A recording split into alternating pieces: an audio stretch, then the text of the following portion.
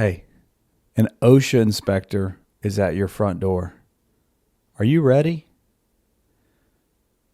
In this episode, I'm going to unpack everything you need to know to prepare your team for an unexpected OSHA audit.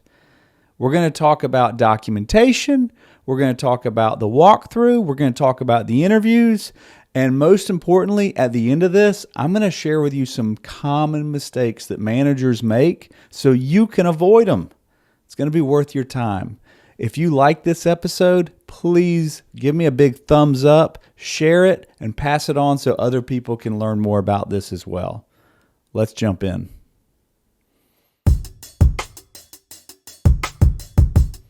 Well, hey friend, my name is David Sawyer. I am a safety coach. I help busy managers prevent accidents and avoid OSHA. And in this episode, we're going to be talking about how you can prepare your company for an unexpected OSHA visit. Now, I have a OSHA audit checklist. You've got to go to my website. It's a free checklist. It will pair perfectly with this training, and it is well worth your time. Go to helpwithosha.com, download the free OSHA audit checklist, and you can follow along with that as we work through this episode.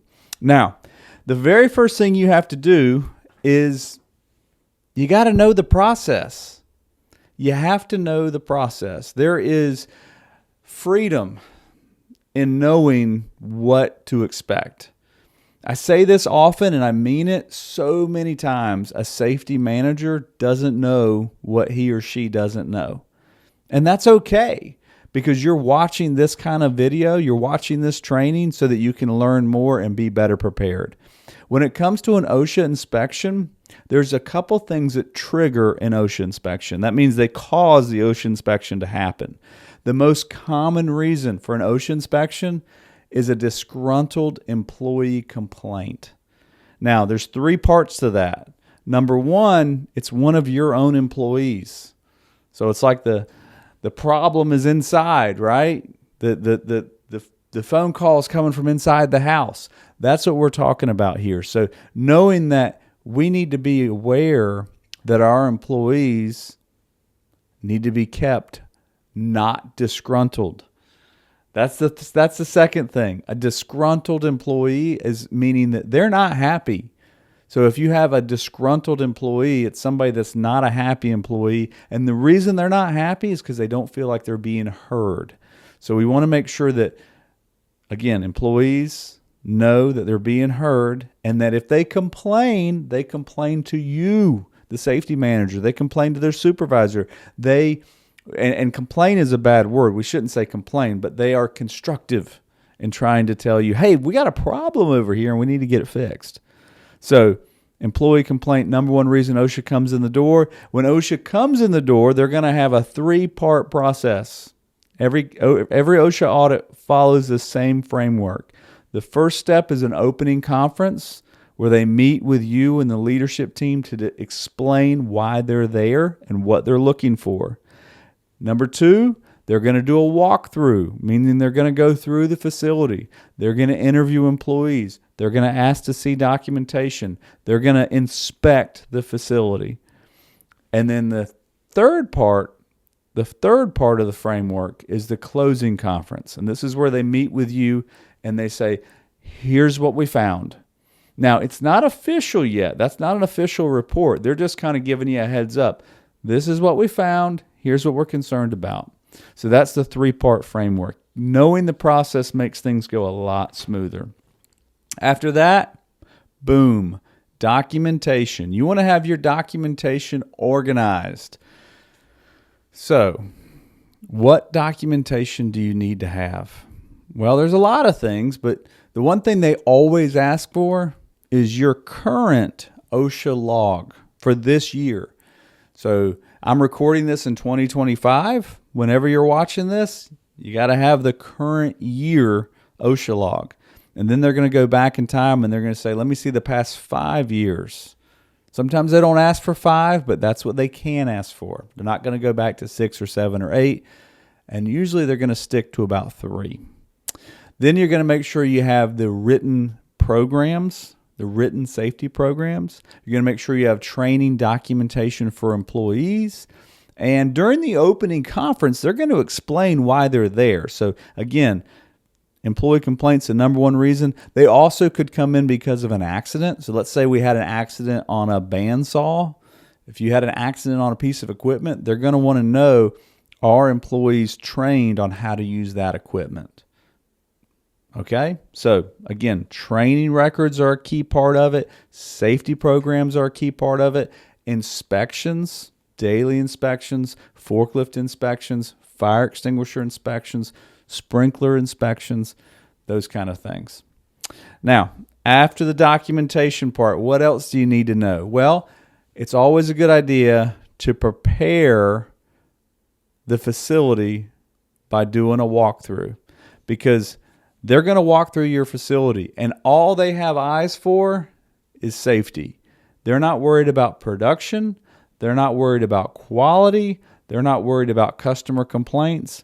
The only thing they care about are the safety regulations. So they're going to be looking for clear walkways, exits that aren't blocked, fire extinguishers that aren't blocked. Anything that looks unsafe is something they're going to follow up on. So just kind of, it's always a good idea to walk through your facility as if OSHA's 10 minutes away. Let me say that again. I feel like that's a really good thing. You might even want to write it down. Always walk through your facility as if OSHA's 10 minutes away. Because when you see something and that doesn't look right? That extension cord is running over and it's zip tied to 3 different mounts on the wall and it's running down the wall and then there's exposed wires at the end of it. Well, that doesn't look safe. I need to take care of that problem immediately. So the walk around is important. During the walk around, they're looking for safety problems, but they're also going to be talking to your people. So if they got a complaint in a certain department about chemicals not being labeled, they're going to be looking at the chemicals. They're going to be looking at the chemical containers, and they're also going to ask your employees, hey, do you know where the safety data sheets are located? Do you know about the chemical inventory? And if your employees go, I got no idea what you're talking about, that's a bad sign. So I would encourage you as a safety manager, go out on the floor at least once a week and ask employees some basic questions. Hey, where are the safety data sheets kept? How do we do a forklift inspection? Where's your nearest fire extinguisher? What kind of PPE is required? They don't ask complicated questions. They ask basic questions. Where's your rally point for your emergency evacuation? Where's everyone going to meet to do a head count? So these are things that employees should know. It should be kind of just second nature to them. So we want to make sure we've done that. Now, common mistakes. I want to talk about some common mistakes that safety managers make.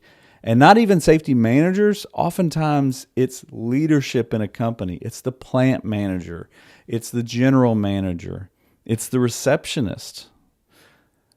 Couple of mistakes that people make. Number one, OSHA comes in the front door. You want to have somebody there that knows how to handle them. Meaning, be nice. Be nice to them. Let them in the door. Ask them if they need to use the restroom. Ask them if they want a cup of coffee. Have them in a designated area so they can sit. They can be comfortable while that person is getting somebody to come assist. So in my OSHA audit course, I have a course dedicated to teaching teams how to do this. I explain that role is called the gatekeeper, meaning this person needs to know how to handle the OSHA inspector to make sure they are comfortable, they're happy, and they are off to the side until we can have somebody come meet with them and handle the opening conference. So not having somebody prepared, that's a big mistake. Another big mistake, and I shouldn't even have to say this, but never, ever lie to an OSHA inspector. If they ask you a question, tell them the truth.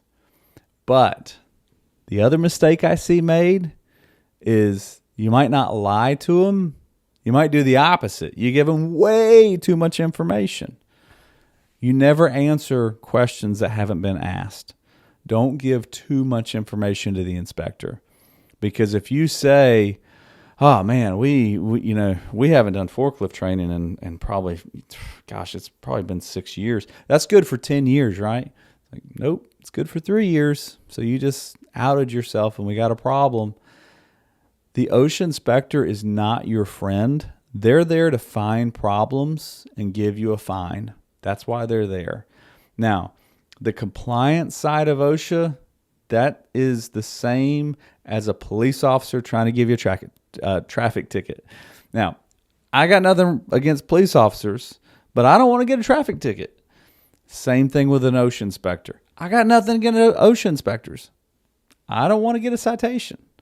So I'm not going to lie, but I'm not going to give them all the information.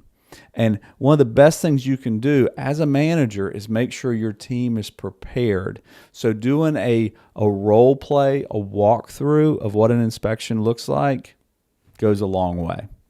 Now, I would be remiss if I didn't bring this up. This is a big part. This is the last thing I'm going to touch on after the inspection. So 3-part process: opening conference, walk around, closing conference. After the closing conference, when OSHA leaves, the inspection is still going on. And what I mean by that is all the stuff is still happening.